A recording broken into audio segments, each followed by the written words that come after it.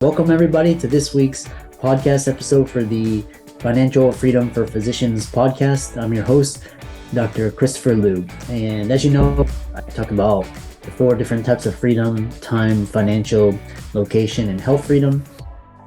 And in that light, I'm always bringing on guests that are of the mindset, talking about freedom, financial control. And so today we have a very interesting guest. His name is Ian Morgan. And what's interesting is he transitioned from the pharmacy field, the medical field, into more of the business and financial side. So I'll let him talk about all of his experiences and journey. And we're going to talk about, a lot of mindset, success, and how to succeed as a business owner today. So Ian, welcome. Yeah, hi Christopher. Thank you very much for having me. Thank you.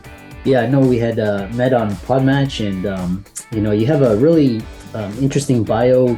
You were in the pharmacy field, and then now you're doing more entrepreneurial business type work. So tell us more about how you got started, and we'll go from there. Yeah, so technically, I suppose by trade now, I'm an accountant. But as I was finishing high school and looking at what I was going to be doing, my mum was a bookkeeper, and she just worked these crazy hours, doing crazy long hours, and seemed to always be stressed. And I was like, there is no way I'm going into anything accounting related. So where can I go that's completely opposite and completely different?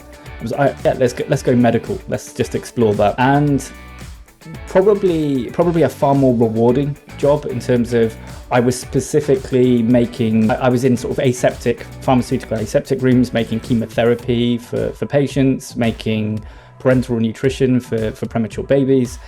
And it was high accuracy, sort of very rewarding. Obviously, I didn't get that patient contact, but we knew the effect of what we were having and helping people through very stressful times. And then ultimately, it led to a position where I felt there was a lack of progression, and that if I wanted to go on those next steps and increase my earnings, my only real possible way was to quit my job and go off to university and do a transition course to go from being a technician into being a full pharmacist, or do something completely different. And by this point, I think by that point I've got 2 children. I've now got 4. And the reality of the situation was you can't quit your job with 2 children. It just doesn't work. So it was, okay, where do I go? What do I do? What skills do I have? And ultimately, through the level of work that my mum took on when I was younger, I just picked up some accounting sort of skills along the way. So started doing an accounting course, sort of night school, and then just made a shift and became a trainee accountant, went off into the accounting world, completely left medical behind, never been back since. And yeah, that was that sort of initial sort of early stages me. And then to go, actually, I've got financial frustrations in terms of where we're at, and how am I going to take an element of control so I can shift forward. Yeah, which is really interesting. And I think your I don't want to say problem, but your dilemma during the course of your career was something that's experienced by a lot of people. They realize that, they either hit a glass ceiling, or, what they signed up for was not initially is now not what they're looking for. So, and they're looking for other source of income. And so one of the best ways to do that is to go out on your own, start your own business. And so we'll get it right into the meat of it, which is talking about mindset. What is, so you talk about the power of 2 minds working together. Expand upon that. Yeah, so from my point of view, you have to start with mindset, and that's where it stops. And ultimately, if you can create excuses, you can create sort of blockages or whatever, but ultimately it's you. It's you're creating your environment, you're creating who you're around, you're creating this whole scenario. And I think I learned that because that's what I did. I was blaming others for my own lack of progression, I suppose, is for want of a better sort of terminology. But yeah, now having sort of realized that, and realized that it was me getting in my own way, that now the sort of approach I suppose that we take is very much now to go, when we're coaching people to work towards financial freedom is for helping sort of our coaches, I suppose, to recognize that, is to go, actually, all you need to be able to do is say what you're thinking, that you think, oh, is that quite what I should be saying? Because usually what's happening is they've got loved ones around them who there's too much emotion and there's too much baggage that comes with doing that. So we have this great power when we're talking with clients to be able to go, yeah, if they've got this challenge and this struggle, that we can go, do you know what? Hang on, you said you wanted to achieve this, but the actions you're taking are this. And that conflicts exactly with that. Why would you take that action?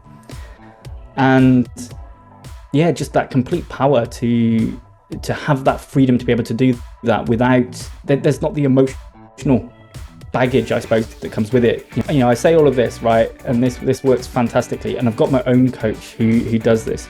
This doesn't tend to work between those that you're closest to.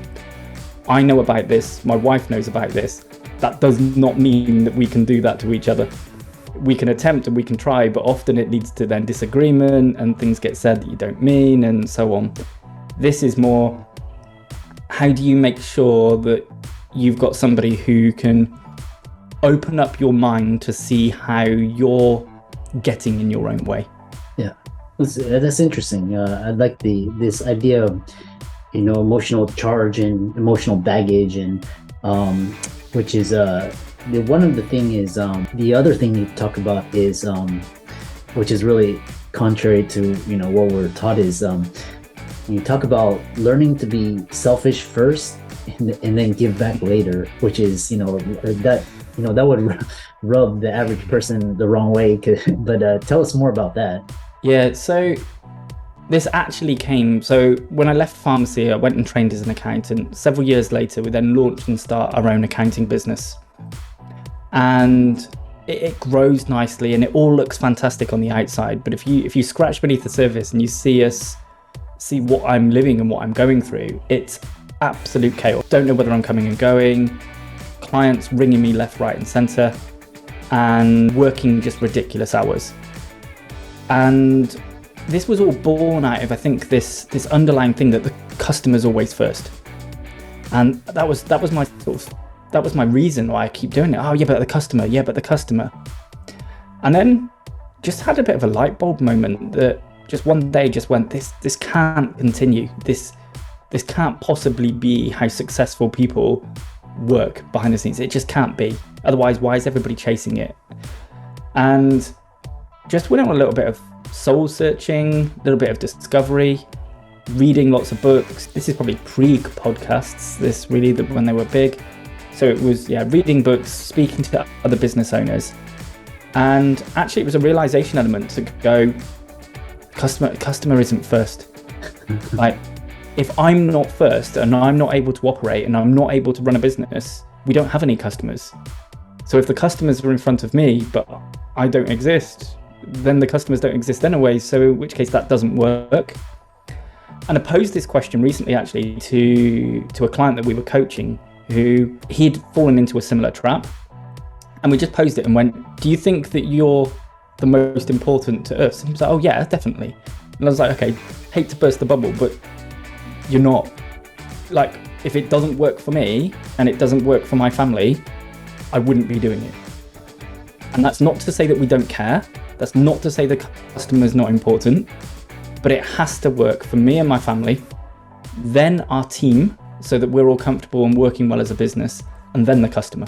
And so then it was that element to go, okay, if we can put ourselves first and be selfish and look for exploring and growing in terms of an individual, then actually I'm able to give so much more back, because I'm not questioning and going, actually this person doesn't pay too much. I need to cut this interview or this meeting short. I need to cut some corners on the services we're delivering because I can't afford to live, and all of the pressures that go with that. So it was not do not care about the customers. It was make it work for you. If it works for you, and then it also works for your team, and then it also works for the customer, that's the great position to be in. Yeah. It's interesting because now in healthcare in the United States, now self-care is very is advocated, and physicians taking care of themselves first. You know, and what's interesting is when I was starting out, I would say yes to everything, and then basically putting out fire, running around, people caught me and then as I started to set more boundaries, and then say say yes to certain things and say no to different things, and this sort of all of this confusion, and the bad customers, they don't, I don't take them anymore. And so it's quite interesting once you prioritize, and then you sort of create, because what you're describing is creating boundaries. So once you create boundaries, then you allow the certain things that will help you thrive to come in, and then you eliminate the things that are negative or toxic or energy draining. So what's the other thing is, you talk about, so what are some of the biggest challenges that you had, and what did you learn from them? Definitely had lots. I think probably one of the biggest challenges is surrounding this want and need to want to help people who you feel are less fortunate. And so from an accounting business perspective, we were like, let's help the really small self-employed people who they're only earning 20, 30,000 pounds a year. We can really make an impact. And actually the truth was we can't, because they can't afford to invest, and therefore we couldn't afford to deliver. And what I ended up doing by doing that was just becoming this crazy busy fool that I think at the peak, I was probably responsible for around about 600 clients, and it just was chaotic. I can't even fathom the words to describe what it was like, but it was not as rewarding as I was leading myself to believe. And ultimately, though, it looked good, and there was an element the easiest person to lie to in this world is yourself, right? And the lie I kept telling myself was, yes, but we keep gaining new clients, we keep getting new customers, we must be doing a great thing, we keep growing. And I think on the flip side of that is, you said about saying yes and saying yes to the wrong things. I can't remember who said this to me, but it was very poignant at the time, was that every time you say yes to something, the inverse is happening. You are saying no to something else. So every time I was saying yes, I will take that new client, I was saying no to going to, my son's parents' evening at school, or going to that birthday party with a friend after work. That was what was happening. And we were taking 10, 15, 20 new clients per month. And I met a business coach not long around that time, and just sort of opened a conversation, just went, I don't know what to do. I'm just lost. I've just got this absolute chaos, and I feel like I'm carrying everybody else in our business. I'm like this super guru who knows everything, and everyone else can't step up to my standards. And his thing was, okay, tomorrow you double your fees. I was like, no, this is scary. Tomorrow ended up being 6 months, right? But we took the plunge, and 6 months down the line, we doubled our fees. Not everybody left, which was the fear that I had. We did lose a significant number, maybe 20 to 30%. But ultimately what happened in that moment when we did it was the average fee per client obviously went up, the overall average fees of the business went up, but suddenly we've got time. And it just kick-started this process where I could start to drop the ego. And I think probably needs some underlying elements of that. Most people who are going to run their own business, in my view, have an ego. They think they can do it better than everybody else.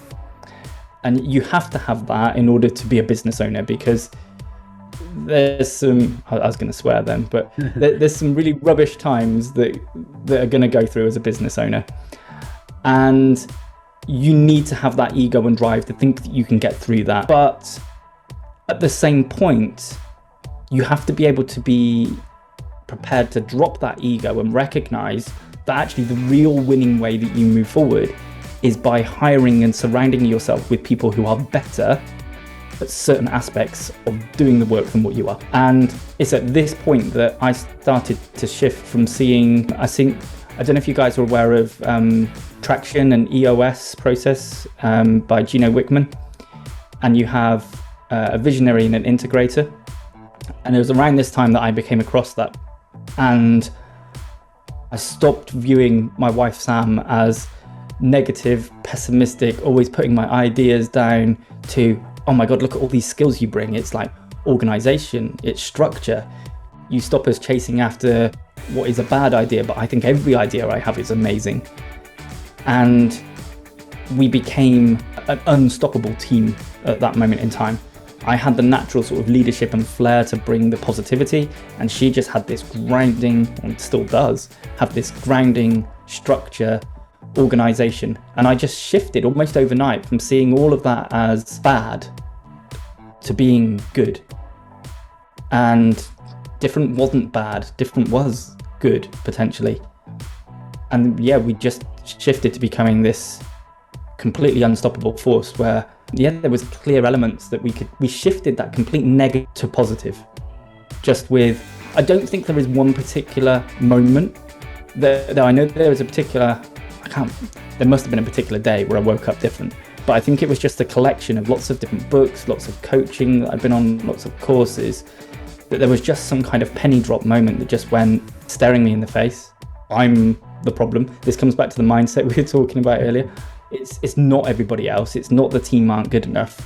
It's that actually I'm saying I trust the team because I think they're good. But at the same point, every time a new piece of work comes in, it's like, oh, I'll do that because I'm the best and I can do it. Well, that doesn't show that I trust and think they're capable. So how do I change that?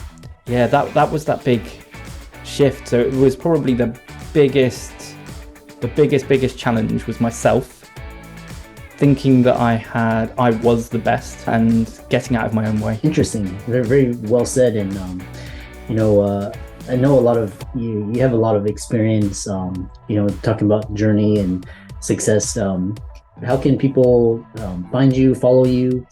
I know you have a YouTube channel, and how can they contact you? Yeah, so got a YouTube channel and a podcast. It's called the Leaky Bucket, and it's mainly where we're going into this, that everyone thinks that business owners have this underlying secret to success. And actually, I think the secret is that it's not that secret. It's look for things that don't work, create a plan, fix them, and do the hard work. And that's it. It's nothing amazing, but it's just going through the process of unveiling that by just interviewing lots of successful business owners who, yeah, we can just reveal and go, there is no real secret. It's plain and simple. So yeah, you can certainly find us in terms of podcasts on all the favorite podcasting channels. We're on YouTube as well. And then to reach out to me, mainly I'm around on LinkedIn, just Ian Morgan, and I'm sure you can post a link within the show notes. Yeah, for all the listeners and audience, Ian's resources will be in the links and show notes. And I love your final quote is, there's no secret sauce. It's hard work, it's grit, it's a little bit of luck, but most of the time it's just putting your head down, executing, and eventually we all come out on the other end. So thanks so much for coming on, and we look forward to hearing about your future success. Yeah, thanks so much for having me, Chris. It's been great.